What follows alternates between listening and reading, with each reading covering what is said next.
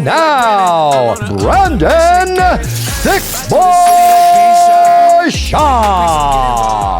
What's poppin', fam? Monday, November 3rd, 9:30 a.m. on this lovely, brisk Austin morning.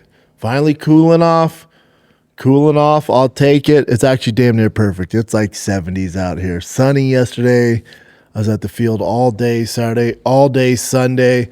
Got there at 9 a.m. Sunday, left at 9 p.m. That's what travel ball dads do. That's what we do. The boys made it to the championship. When you make it to the championship, you play late, you play all freaking day. It's just all day nonstop fun, ladies and gentlemen. So hopefully you baseball dads out there had a good weekend, man.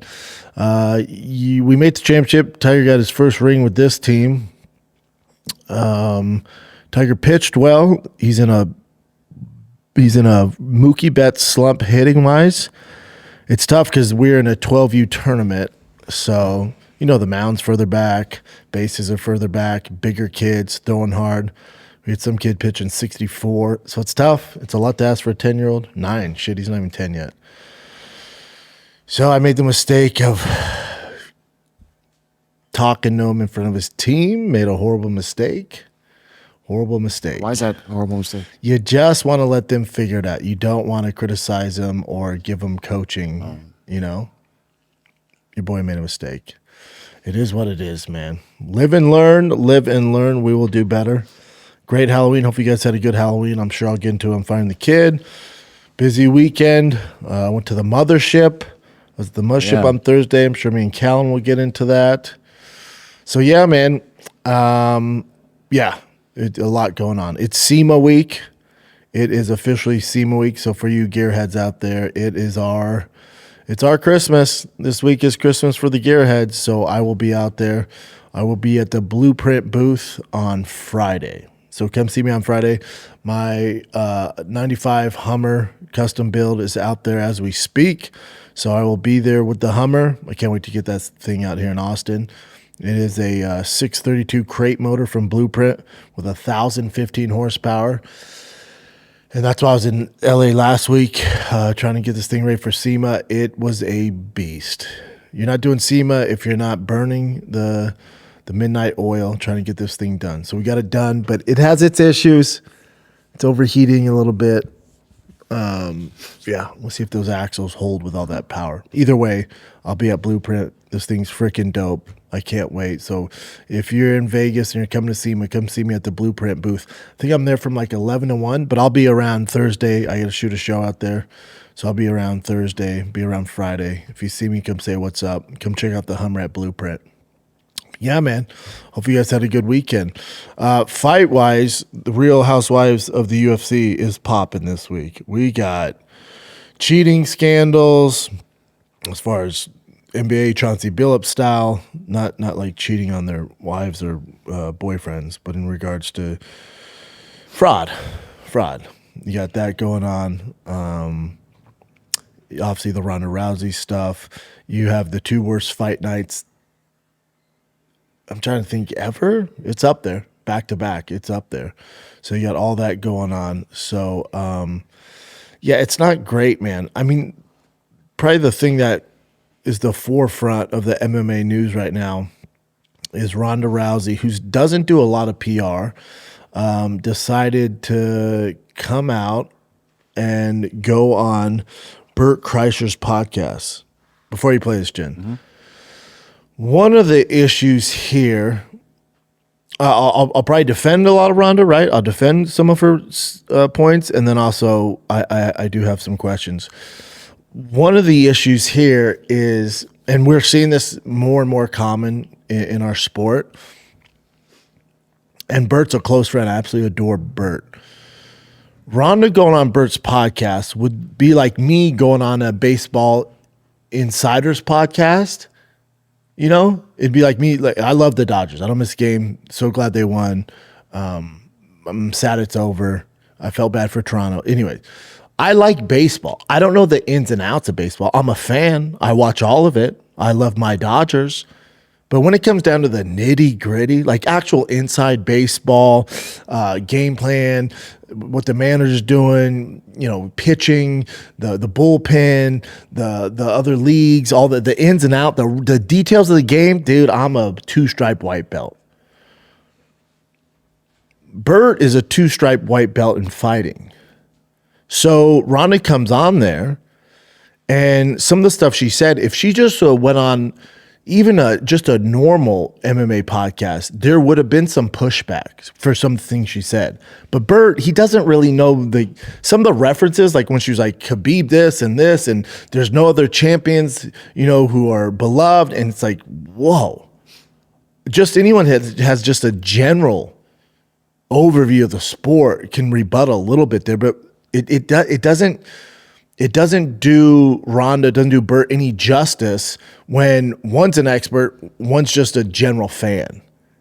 Because all she's doing is talking at him and there's no rebuttal. You know what I'm saying? Like if she would have went, I think the best thing she could have done is, obviously you guys are going to say I'm biased, but the best thing she could have done is go on Rogan's podcast. Now, obviously there's some ill will towards Rogan, which we can get into. But Rogan to see it from both sides. Like, yeah, maybe I was a little critical, and when she says that stuff about the champions, Rogan has the knowledge where he can kind of push back a little bit, and then maybe they have a general conversation and they come to an equal understanding that informs the casuals and the hardcores, but it answers a lot of questions. You don't get much from this when it's just her speaking at Bert, who's a casual fan. He's going, yeah, I think that makes sense, It's one of the problems we have in mixed martial arts is, this is no different than not Netanyahu going with the Nelk Boys. Big platform, Nelk Boys are great.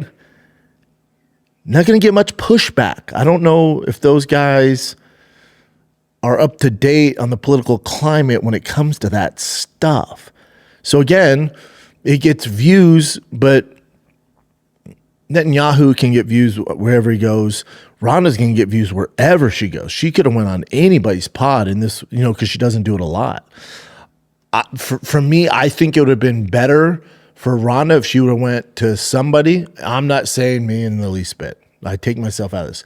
Luke Thomas, Pete Carroll, Chuck Mendenhall, Ariel. There's so many people out there that she could go on their pod and it just have a knowledge, just to be like, I hear you, but what about this? Do you wish you would have done this different? There's someone just with a knowledge where you can kind of lead her down this road and just ask questions and get her thoughts on it. Because the thing about Ronda's wicked smart, man. Wicked smart. She's a super smart person. So there's a lot of built up resentment in there. And it just, she's not this type. It comes off as so mean and arrogant, and that's not her, And I think if there was again, this isn't on Bert. This isn't his job. So I'm with Bert. Hell yeah, come on. What do you want to talk about? So this isn't anything against Bert. You guys know I love the fuck out of Bert. But I think that's one of the problems. And then this is the narrative, So play this. Mm-hmm.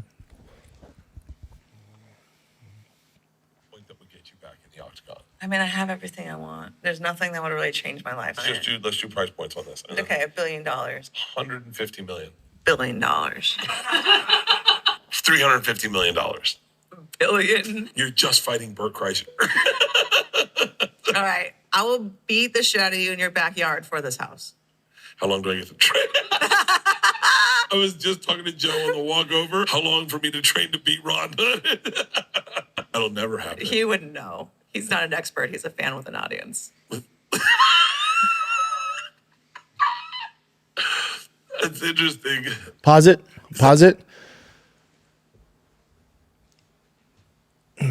Here's the other thing I don't get.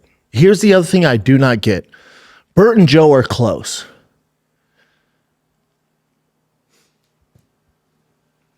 Other podcasters have, especially in the comedy world, have other comics on, and those hosts are close with Rogan.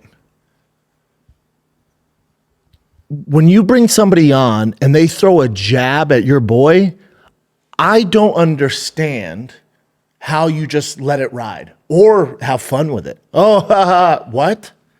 How are you not defending your boy after all he's done for you? Even if say it wasn't Joe Rogan, say it was a lower level guy. If he's one of your boys, I don't understand how you don't defend them or stick up for them.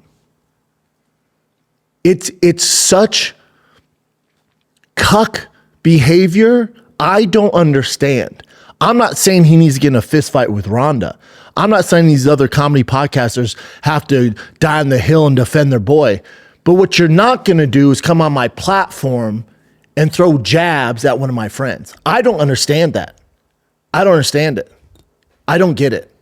Continue. I don't get it. How do you feel about you? Never fought. He fought Taekwondo, right? Never fought. That's not fighting. It's not fighting. Well, I'm going to exit this conversation. No, I don't want you to get any bad DMs. We need to get out. So to defend Ronda too, at Ronda's level, with like the type of fighting she's done and her accolades,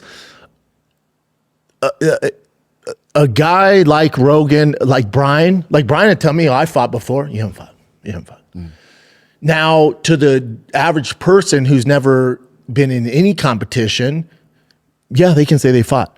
If you're talking to Ronda Rousey or someone that's fought at the highest level, when you go, oh, I fought, I did Taekwondo, I did karate, I did Kung Fu, I did Jiu-Jitsu, you didn't fight. That's the equivalent of me going up to Freddie Freeman and go, I played baseball.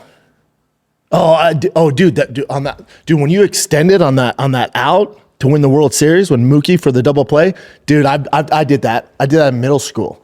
He go, what? Oh, we're not. What? No, it's not even the same thing, dude. So some people see it as a jab, and it is, but from Ronda's viewpoint, her perspective, and what she's done in combat sports, and this isn't Rogan, Callan, insert anybody who says they fought, but when you get to the UFC level, when you get to the elite level, your definition of fighting is going to be different, if that makes sense. Yeah. It's not a knock on anybody else, but when they go, oh, I fought, hold on. You didn't compete in mixed martial arts at the highest level. Because to Ronda, her standards are super high, which is part of the reason where she's at. Her standards are so high. So to say that to someone like that's where that comes from, And I think most fighters are going to say that. Now, they might not say it on a big podcast, and there's a way to handle that, but that Ronda's very direct, and there's also a lot of resentment. Now,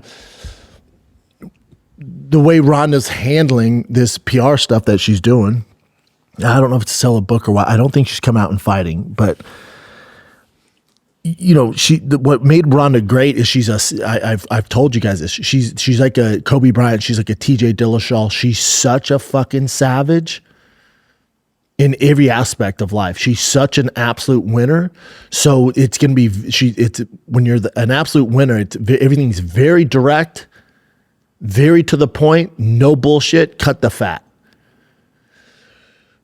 When you're not competing and she still has this fire, that comes out like this. When you're competing, people are, oh, I can't wait to see her fight. But when you don't have a competition coming up and you're retired, it comes off, it's harsh. That's what it is. Her resentment when it comes to MMA fan base, I think for her, it's tough, and I don't think she pays attention to online stuff. I think she hears what people say to her, and she probably read the comments back in the day. But it's not just a Ronda thing, It's like it's the culture of just America in general, of the world for that matter. Like online is very negative. Our sport is very negative, and so for her, that's she's viewing it like that now. Everyone gets it. Nobody gets out unscathed. Everybody gets it. But she has to take some accountability of why she gets it so bad. I have to take some accountability why I get so much hate, right? Everybody does. So for Ronda, it's like, yes, it's negative and there's a lot of hate and you don't get your credit. I agree. She doesn't get her credit, but you got to take some accountability the way you've handled the loss. Because everyone built you up, which you earned all of it, man. You're talking about the Royce Gracie of female sports, one of the greatest female athletes ever, top 3, top 5, you know? So she deserves all the accolades. But when she sees all this backlash and she has so much resentment, part of it is, some of it's your own doing. The way you handled the Holly Holm loss, the way you handled the PR before the Amanda Nunes fight, the way you disappeared after the Amanda Nunes fight. So some of that's on her, and some of it, it's hurtful and it's super toxic. Her point of, go ahead and play this for the fans.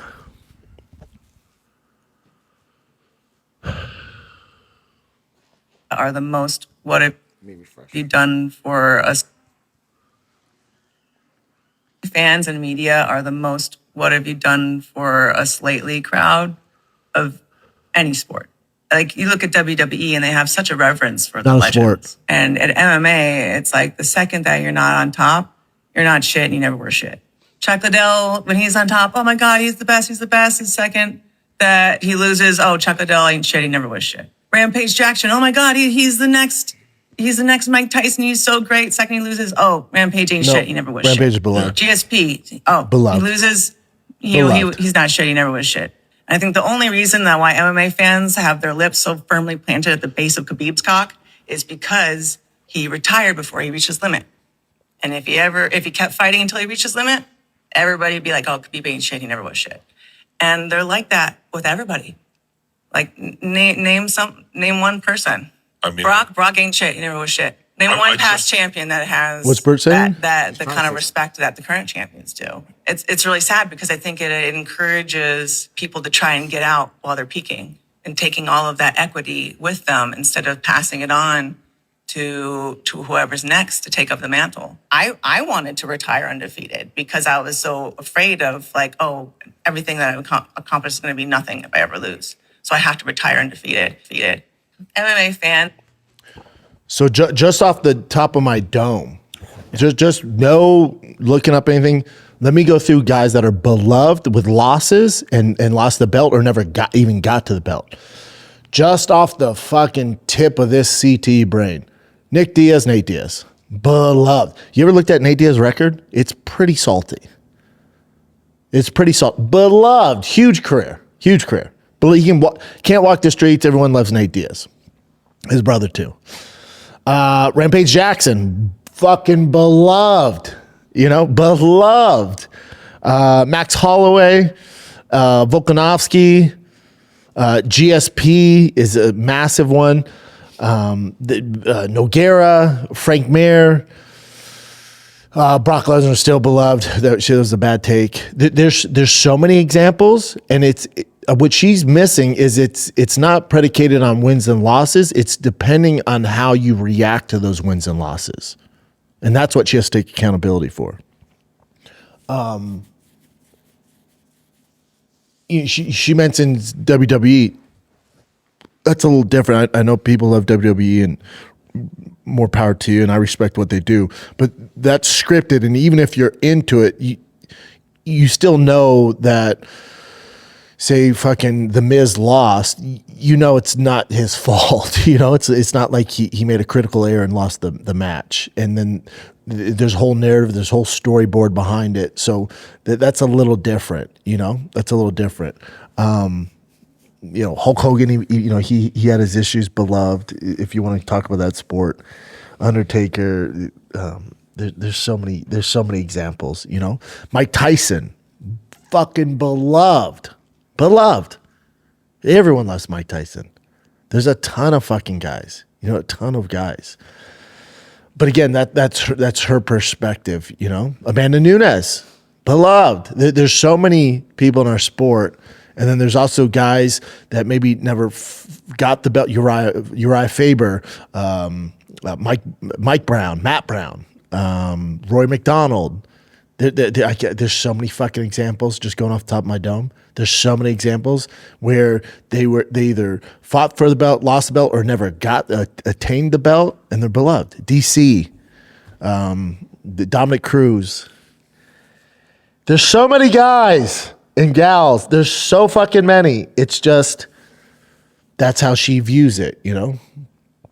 But again, you don't get to Ronda's level and do what she did without having this fucking tiger blood going through those veins, that fucking fire, and it never goes away. That's what makes her great. It just never goes away. Now, there's other, like Tiger Woods was like that, right?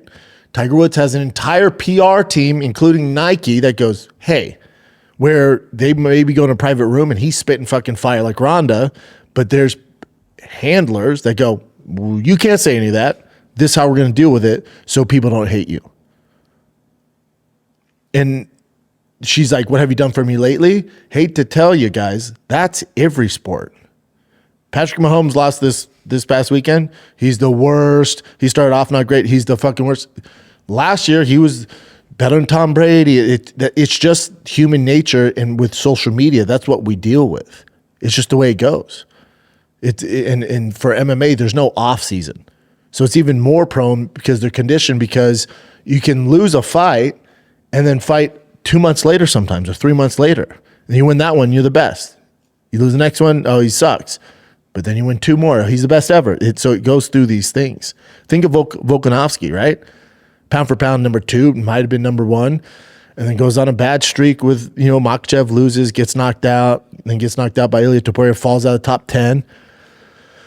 Then wins one. Now he's top of the food chain.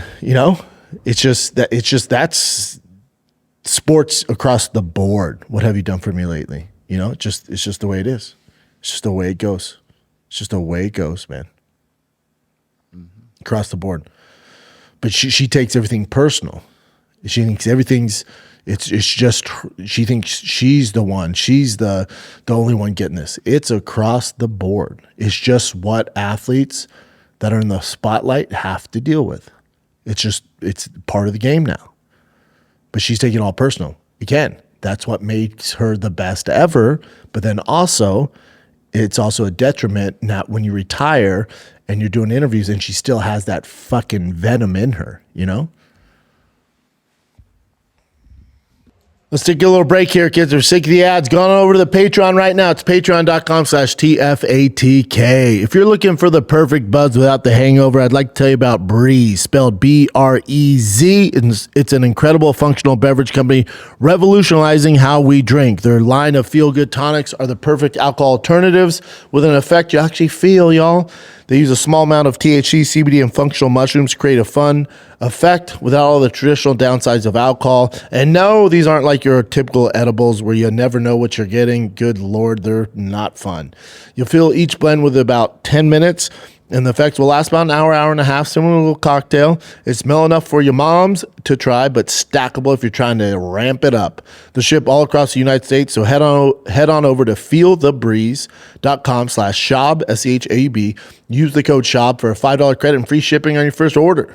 Consult with a physician before use if you're pregnant, nursing, or have any known or suspected allergies or medical conditions, or taking any medication. FDA has not evaluated these products for safety or efficacy.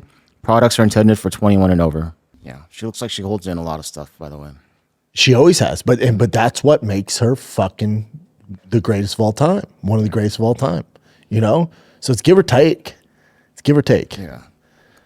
With the fight thing, though, just me as a fan, when I hear people say, oh, I used to fight, and then you find out they but they did taekwondo or karate.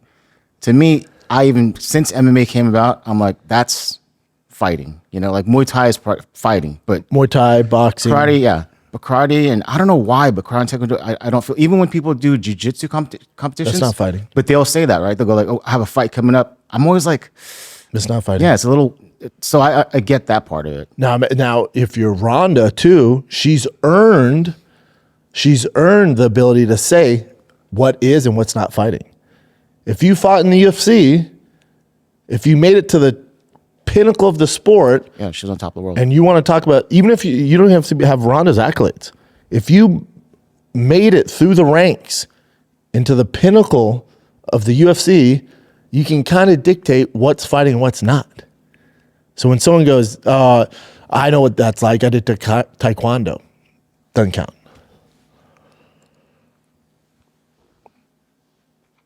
Well, I know what she's going through. I lost 2 jiu-jitsu masters. Doesn't count. Yeah, I know what you're saying. You know? So I don't really have an issue on that. The online, you know? Yeah. But also, Rogan's not walking around like he's some undefeated badass taekwondo guy. He mentions taekwondo, but you never see him like, oh, I remember when I was this. It was similar to GSP or similar to Michael Venom Page. Never. Now, if he was doing that, then the criticisms make sense. Rogan never does that. I mean, I heard him say that he used to fight, but I think he's referring to when he did kickboxing or Muay Thai. I don't know. He did new kickboxing. He just did taekwondo. So, but to him, that's fighting. That's his level, you know? And for most people, that counts as fighting. To the elite if you get to that level, you're not going to consider that fighting because you're not dealing with the same, it's just not the same. I'll put it that way. But that's why I brought up, that's how I feel about it. Just as a fan, even. Like, I consider fighting MMA. Yeah. That's actual fighting. Or Muay Thai or boxing. Yeah. Yeah. But, you know, it looks like she's taking a stab at Rogan, you know. But, and again, for the majority, 99% of the people walking the planet, they're going to count that taekwondo as fighting. If you're talking to an elite level mixed martial artist, they're not. That's all good. That's okay. But again, Rogan's not walking around like he's some badass. He's not Andrew Tate looking for fights and saying I can beat this person up. Or when these online guys go, oh, I can do this. They should have done that. He's not doing that. You know. I'd be willing to bet Rogan's like, yeah, my taekwondo is not the same as Ronda fighting in the UFC. Guarantee he doesn't do that.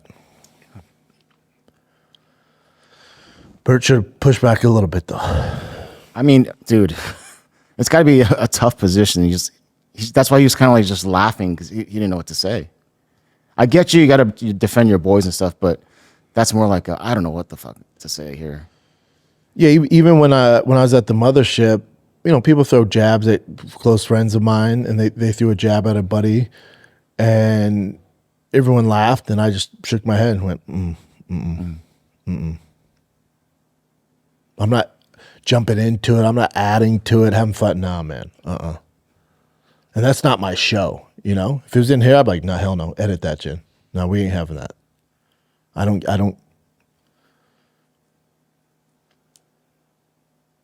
give a fuck who it is. If I came out and come on the show and rip, insert friend of mine, nah, I don't give a fuck.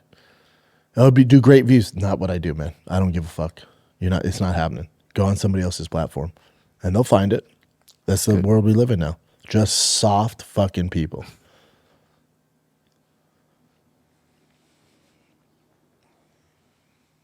Now that's kind of wild. She came out of nowhere.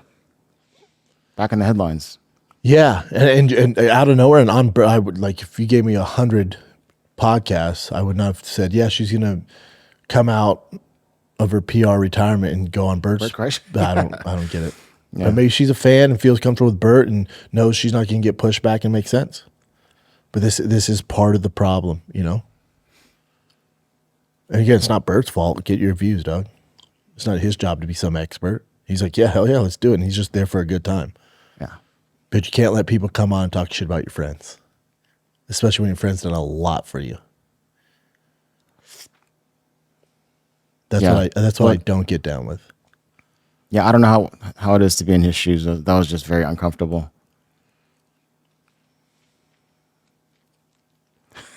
Yeah, I wonder what Ronda's coming. Like, she's doing PR for a reason, you know. I know she had a book that came out like not too long ago. So maybe it's the Bert book. I don't think she's fighting. I don't see her doing MMA again. Especially she's talked about the brain trauma she suffered in judo and in fighting in MMA.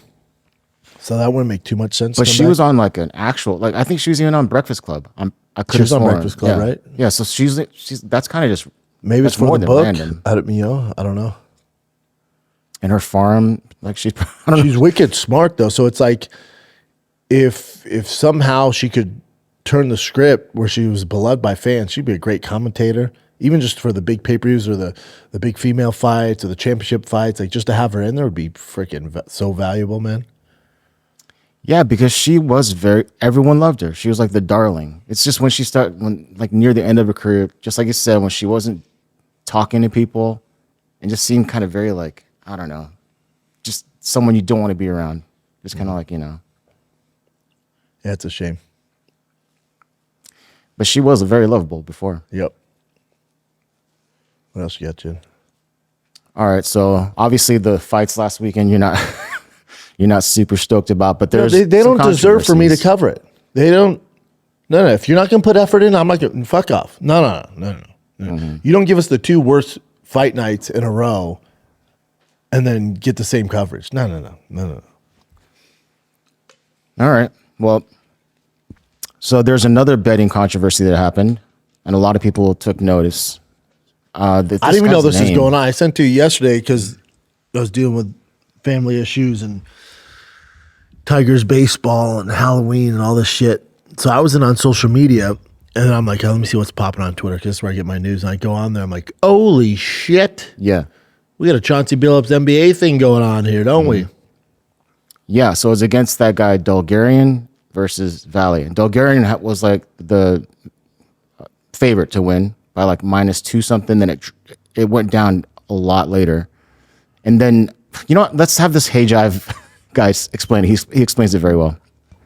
Could be the biggest sports betting scandal in the history of the UFC because the evidence behind it is so clear. There's no way they're getting away with it. Isaac Dulgarian is one of the best prospects in the UFC. His previous fight, he made history as the largest betting favorite in UFC history. Into this fight against Del Val, he sat around a -240 to -270 favorite for majority of the week. Hour before the fight, some sports books pulled the odds on the entire fight. Why? Because there was suspicious betting activity. That suspicious activity led from Dulgarian going from a -240 favorite all the way to a -135 by the time it closed. Not only that, Yadier Del Val to win in round 1 went from +850 all the way down to +475. What actually happened in the fight was hilarious. Dulgarian has a 100% takedown accuracy in round 1. What does he do? He shoots a takedown, gets in on the hips, has the takedown, but fails it on purpose. Val takes his back and is looking for a rear naked choke. Daniel Cormier on the commentary team is losing his mind because Dulgarian's not doing anything correctly to defend a rear naked choke. Class 1 of jiu-jitsu type of stuff. After faking like he's trying to get out of the rear naked choke for about 27 seconds, he taps. On the post show, Michael Chiesa was also bumfounded as to how Dulgarian didn't do a single thing to defend the rear naked choke. At this point, everyone knows there's something fishy going on with this fight. And then it comes up that Isaac Dulgarian used to be coached by none other than James Krause. James Krause was the leader of the biggest UFC betting scandal in UFC history. Earlier this week, Dulgarian was seen in an interview with MMA Junkie. He believes that fighters should get 3 to 5% of sports bettors' winnings if they bet on them. So it's very clear that this dude has thought about sports betting on UFC before. This is the ultimate cherry on top of everything. Caesar Sportsbook and William Hill are offering credits for sports bettors that lost a bet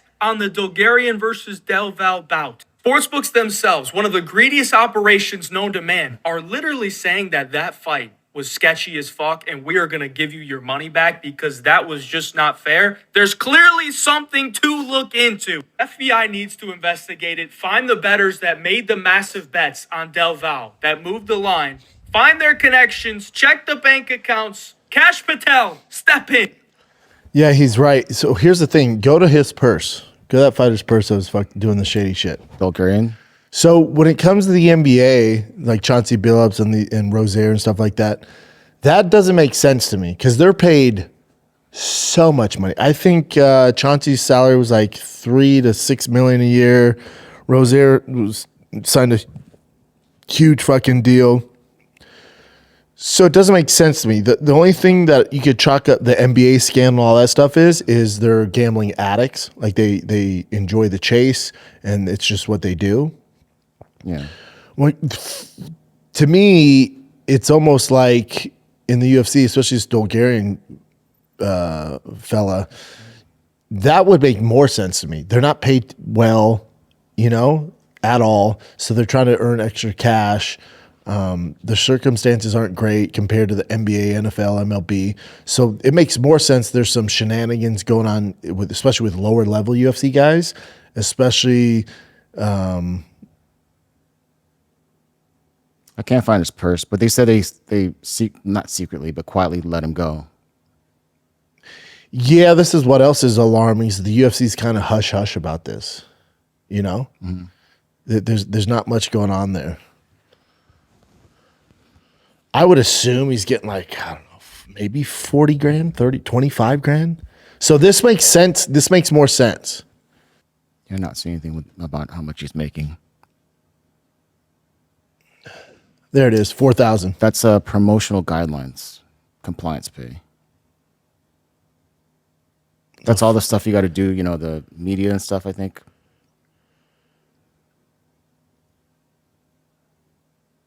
Yeah, that's what that is. But so let's say he makes an average around 40 grand a fight. That makes sense. It's some shenanigans in that, because you're doing it because you need the money, you want the money.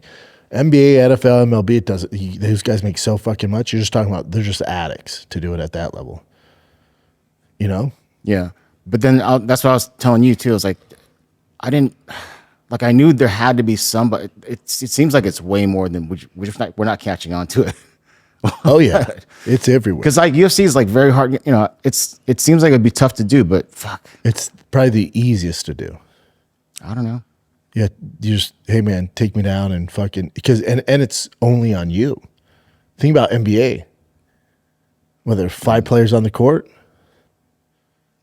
so 4 other guys don't know what's going on. They just think you're playing real shitty, So you got to act the part more. So you can't tell anybody. UFC, it's just you. I guess where you can make it less obvious. How much, or you don't even have to tell the other guy. The other guy doesn't know. Shoot for a takedown, get your neck. They're going to get your neck. Shitty defense, you get tapped out. Happens all the time. So a little break here. All your favorite NBA players are back. Let's go Nugs. And DraftKings Sportsbook, an official sports betting partner of the NBA, is the place to bet on NBA stars this season. New customers bet just $5 and get 3 months of your NBA League Pass, plus score $300 if your bet wins, paid in bonus bets. Download the DraftKings Sportsbook app. Use the code SCHAUB, that's SCHAB show. That's Schaub Show. Bet $5 and get 3 months of League Pass plus 300 in bonus bets if your bet wins. In partnership with DraftKings, the crown is yours. Gambling problem? Call 1-800-GAMBLER. In New York, call 877-8-HOPE-NY or text HOPE-NY 467-369. In Connecticut, help is available for problem gambling. Call 888-789-7777 or visit ccpg.org. Please play responsibly. On behalf of Boot Hill Casino and Resort in Kansas, pass-through per wager tax may apply in Illinois. 21 and over. Age and eligibility varies by jurisdiction. Void in Ontario. Restrictions apply. Bet must win to receive bonus bets which expire in 7 days. Minimum odds required. NBA League Pass auto renews until canceled. Additional terms at dkng.co/audio. Limited time offer. Yeah, but that would be for not as much. So this one reminded me of this older report about that Korean fighter. I was telling you, this thing was crazy. So he was approached by like the Korean mafia kind of guys, like 3 different people. They're like, we'll pay you around like $92,000 to lose the fight, right? To lose a fight. And then like literally 2 hours before he stepped into the cage, these bets started coming in, crazy shift in bets. So the UFC knew about it. They went to both the locker rooms of this guy, Taehyun Bang, and this guy, Leo Kuntz. And they were like, we know something's happening. So if you go through with this, whatever this bullshit is, you're going to have like federal prison time. Something crazy is going to happen. So make sure you don't fuck up. So this guy, this Korean dude, he even bet half of what the $92,000 on himself. Hell yeah. And in the last minute in the cage, he's like, I'm too scared. I don't want to. I don't want to. So he ended up winning the fight by split decision. So he still got found out.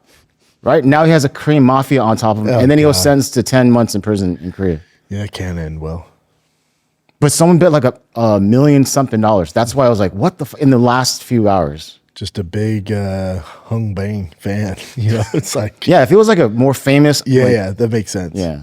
Yeah, it's happening in all levels of sports, man. Just like PEDs. It's happening. And it gets like more sophisticated dark too. Underbelly, and it's part of it.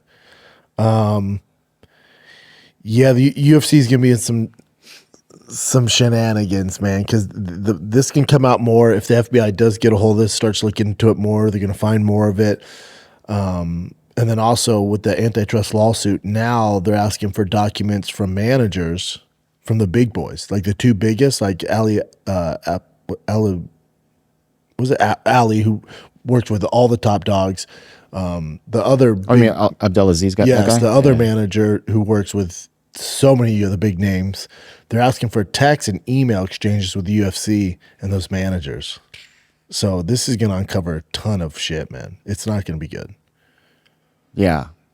Now, this isn't going to get picked up, I don't think, by, the big boys, the big networks, so the casuals won't know, but the hardcores were like, yeah, no shit.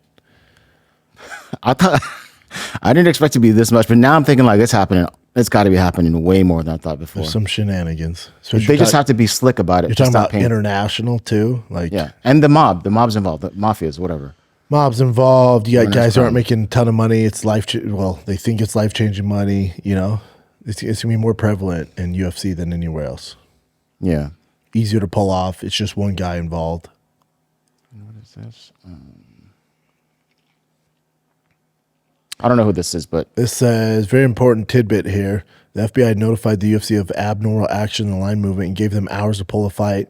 They chose to continue, from my perspective, are not... Jeez. They're not complicit. They're saying the UFC's part of it, which is... Nah, the UFC ain't part of it. UFC's probably get the fuck out of here. And there's an update. Federal regulators have flagged over 100 UFC fights this year for abnormal betting patterns, including 2 additional fighters of last night's card. Shit is about to get very ugly. Still working to confirm it, but it sounds like the feds are moving to audit Jason Herzog fights. Oh, shit, yeah. Because he refs. Again, not crazy paid.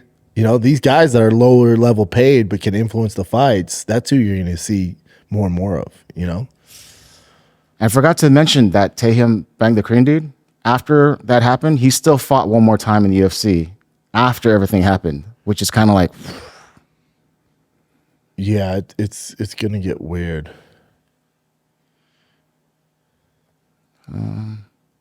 That's Jason Herzog.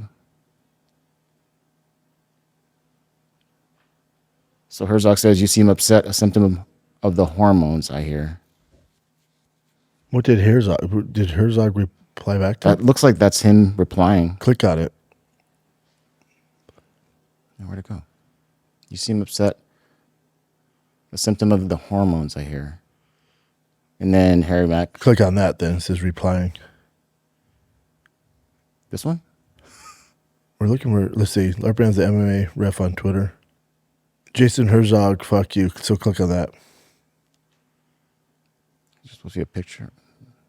Okay, but remember when you watch Jan lay unconscious in front of your eyes and you had to wake her up between rounds, you big dumb R word. Yeah. At FBI. That was a weird thing too when that happened. Super weird.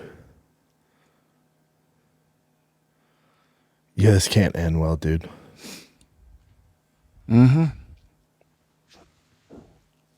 Oh, for the audio listeners, it's when Zhang Weili fought Yan Shannon and that weird ass thing where she was pretty much asleep and then he was able to continue. Continued. Yeah. I don't know, man.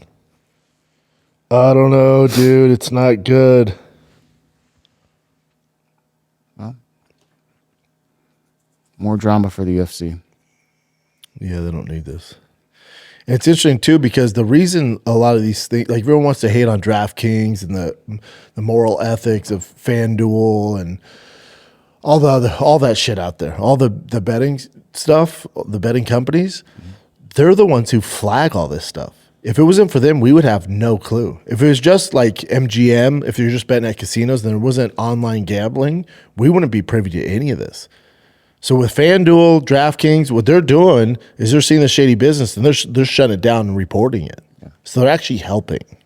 There's a lot of negative to it, but that's actually a really big positive. They're actually the ones going, whoa, hold up. You got some, dude, this looks fishy as fuck. We're pulling it. Report to the UFC. Alrighty. Okay.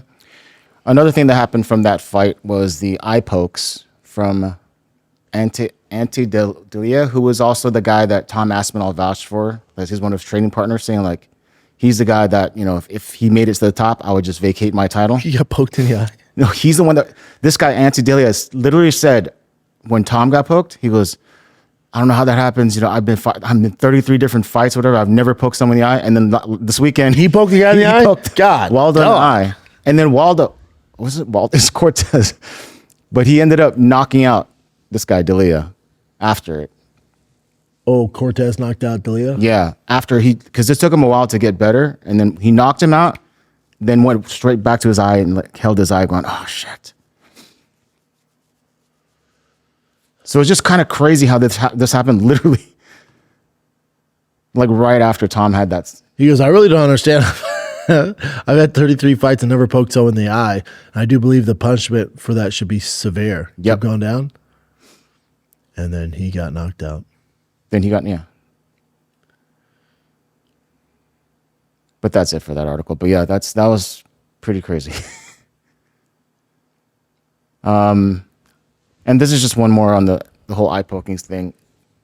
The Herb Dean said that it's gotten to a point where there are going to be talks now. Yeah. He believes there's actually something that's going to be done. Have to. Yeah. Other than, like you said before, either they lose or they get, a point. There's no what they got to change. There's no warnings. All that's out the window. Get rid of warnings. Take a point or the fight stopped, and that guy that committed the foul loses. That will stop all this for the most part. No, that's the only way. Seriously, you lose all your money. This is Cortes-Acosta. Yeah, this is his reasoning for continuing after getting poked in the eye. I'm a different breed. I was born in the Dominican Republic. Everything is war there. Everything is like war. One poke in the eye with everything that's happened in my life. This can't stop me. I'm never going to let a poke in there lose me an opportunity that can change my life. Let me guess. He called out Aspinall. Yeah. Because he beat the you're guy. You're also not fighting for a world title, though, Bubba.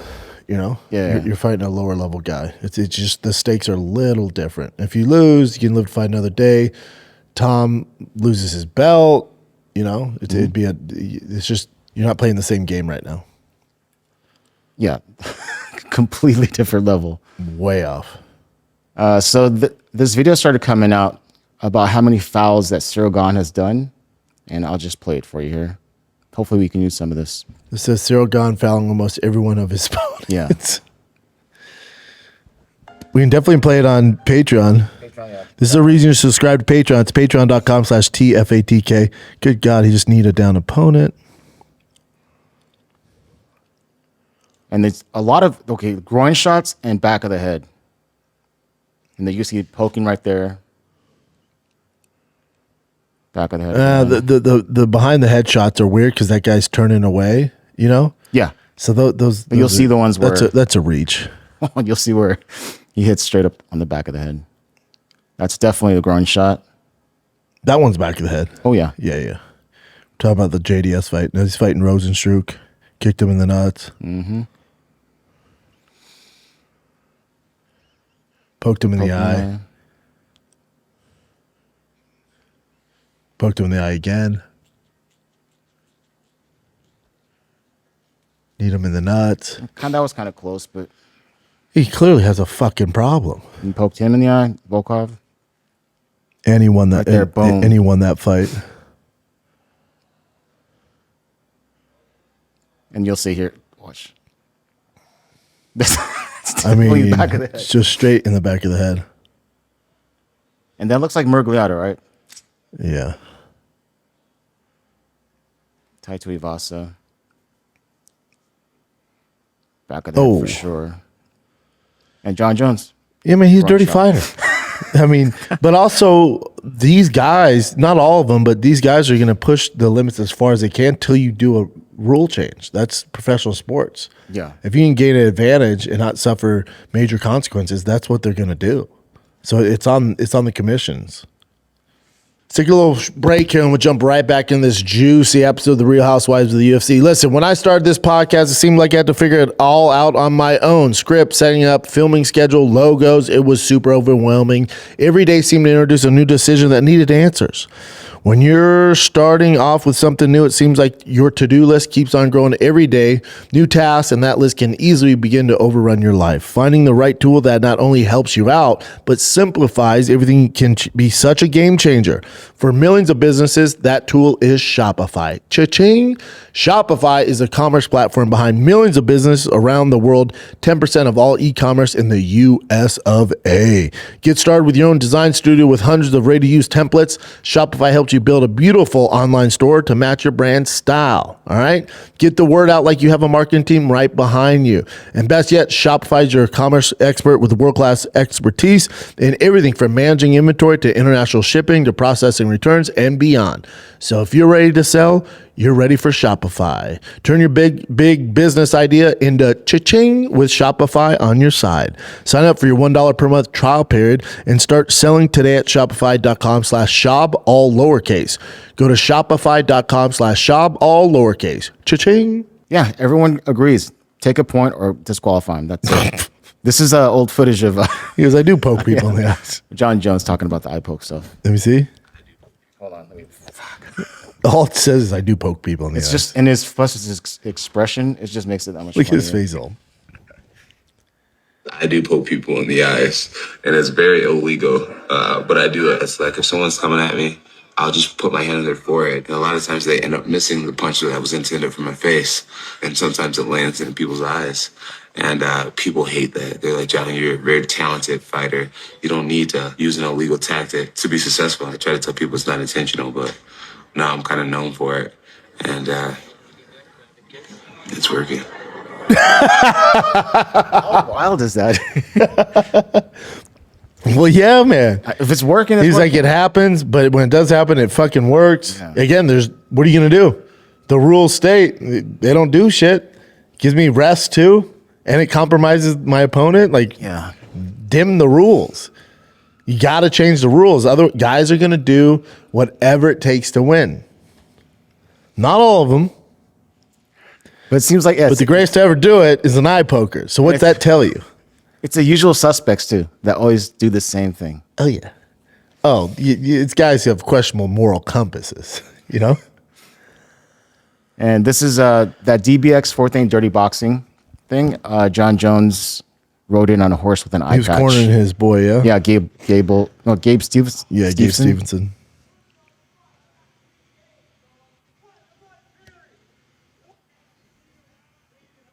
Yeah, nothing crazy. Just obviously He making did an interview, I think, with the Schmo saying he, like, begging Dana to for the fight White on House card. fight. Yeah. I bet he's on there. And this is Gable Steveson. He's gonna be a destroying his fucking opponent. problem, man. I mean, he's fighting cans, but that's what it takes right now.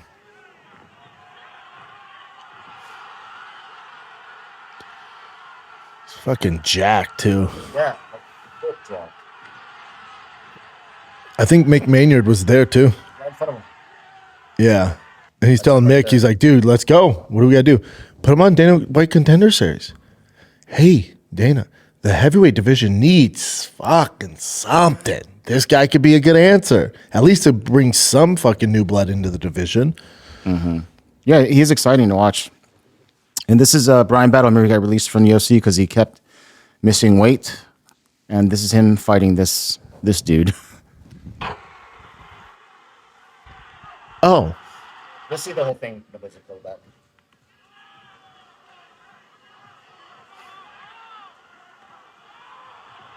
Oh, damn. That guy's rocking him. This is such reckless boxing.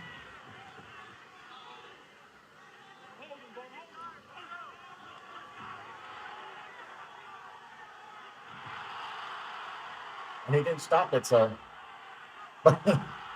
Finish him. Finish him. You can punch a down opponent like that? I guess so in this league. Wow. Finish him. Just fucking. Yep. Good for Bryan Battle. I like when guys get cut and go on and do good things. And your boy, Andre Arlovsky, is going to be making a debut at that Misfits boxing event. Against who? This guy named Kells. Kells. Yeah, I know nothing about him. He's just like this guy right here. Does he have any background? Look at the white dude in the do-rag. God damn it.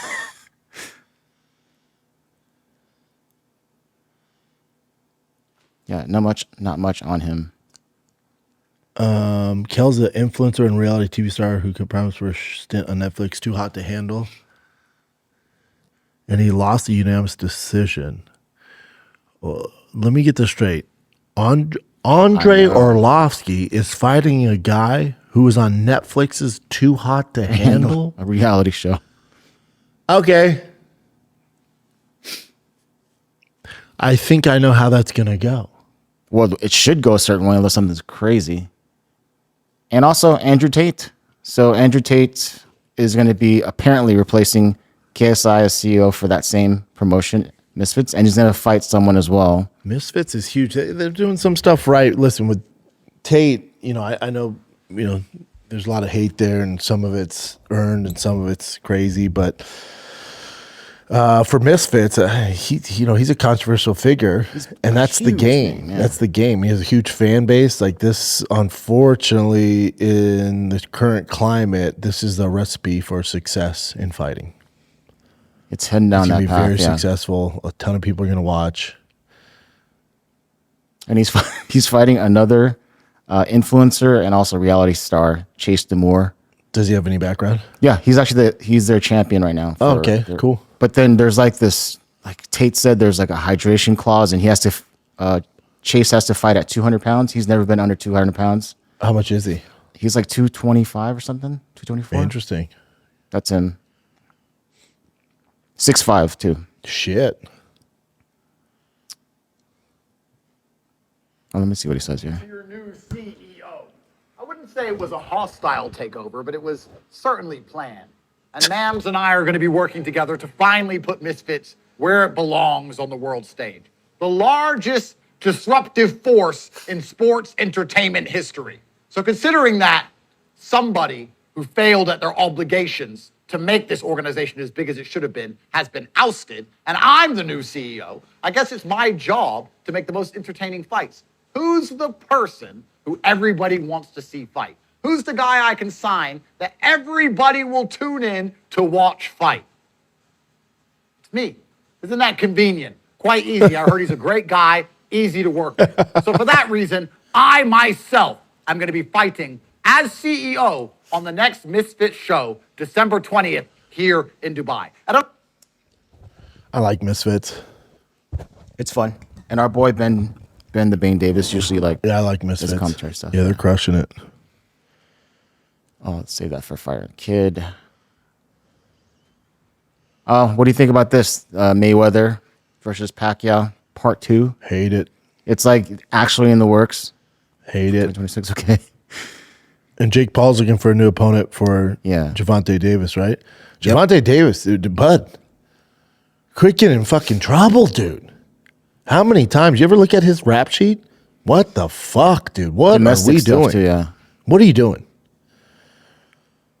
And I think the late replacements, they're looking for who is it? Nate Diaz again? So he sent an offer to Ryan Garcia.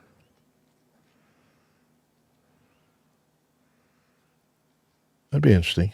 Mm-hmm. And because is it next week? That I don't know. Who the fuck's gonna? Well, let's look it up, dude. I know, dude. Jesus. I'm going through the article. Let me see what the actual date is. God, who the fuck's gonna take that on about a week's notice? Might be 2 weeks. Is it the 12th? So it's supposed to be the 14th. Today's the 3rd. You have 11 days. Go to that. Jake Paul offered new Gervonta Davis replacement. Oh, that's what. To find replacement, if canceled, Francis and Nate Diaz are two of the Francis? That'd be ridiculous, obviously. That would be awesome. Yeah, Gervonta Davis just can't get out of his own way. The Nate Diaz would eat shit on there. They've already fought, and it still didn't do great. And he lost to him, and it's on short notice. So, I mean, if Nate wants to get paid, get your bag, dog. I get it. Francis would be fucking wild. It says other names are Ryan Garcia. I could see him doing it. Terrence Crawford? No way.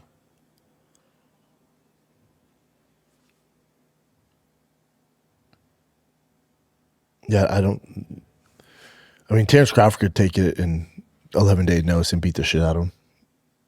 Francis is I'd love to see Francis Jake. If that bad boy's an actual boxing match, take my money.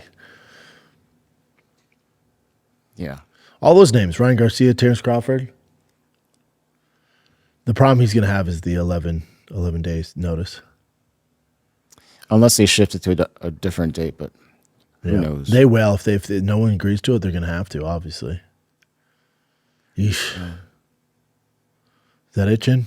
Oh, just one thing. I forgot to show you this when we're talking about the Joe Rogan thing. This is what Valentina said in defense of Joe Rogan when Ronda Rousey was talking that stuff.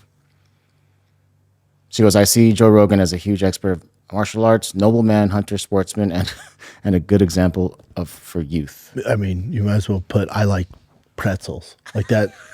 It has to be a language barrier issue because she didn't defend Rogan there. Yep, Rhonda's not saying Rogan's not an expert, a nobleman, a hunter, a sportsman, or a good example. She's saying he never fought. It'd be better if Valentina Shevchenko was like, no, I consider that fighting and defend Rogan. Maybe she can't defend that part. She's just saying like all the good things about him. Yeah, he's awesome. Yeah. But that's not defending him there, you know? She should have just put, I like pretzels and Joe Rogan.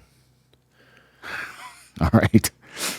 And just the article sounds funny now too. Slams, Ronda. Of course. Shevchenko slams Ronda for speaking against Joe Rogan. Let's look at the quote. Rogan's a good dude. I like carrots. Okay. Damn, what a slam. But again, that gets the headlines. Mm-hmm. Alrighty. But that's also where Ronda's off, where she says he's not an expert. He is an expert. You can be an expert and not fight. Well, there you go. That's the defense right there. That's the defense. Keep going down. What did fucking Chael say? What did my boy Chael say down there? Down here? Yeah, Chael Son shares his take. Chael Son didn't hold back. So he says, Ronda went heel. Ronda turned on Rogan to Kreischer, who's Rogan's friend. My takeaway, though, it wasn't performance. It wasn't a character in front of camera that decided to go heel. Yeah, that's her, my man. Sonnen theorized Rousey's anger came from a genuine hurt rather than hype. Agree. That's the part that you got wrong. They were never with you. They never loved you. I disagree. And there's nothing mean about that. It's called being a fan. When she was a big star in the UFC, the moment she left, she stopped showing up to events. When she was done with that toy, she put it in the corner. Yeah. Yeah. Yeah, it's not, this isn't a PR move where it's like, let me shame Rogan and throw this ill will. Like that's who she is, man. She's very upset. Yeah. Alrighty, that's pretty much it. Unless you want to talk about the fuck you on this fight night. Fuck you, Adrian Yanez. I hope he wins. Yep. Christian Leroy Duncan. He's a fun one. Ricky Simone. Jesus Christ, the whole fucking card is pure dog shit. It's all good. We got a pay-per-view coming up. Is that it, Chin? That's it.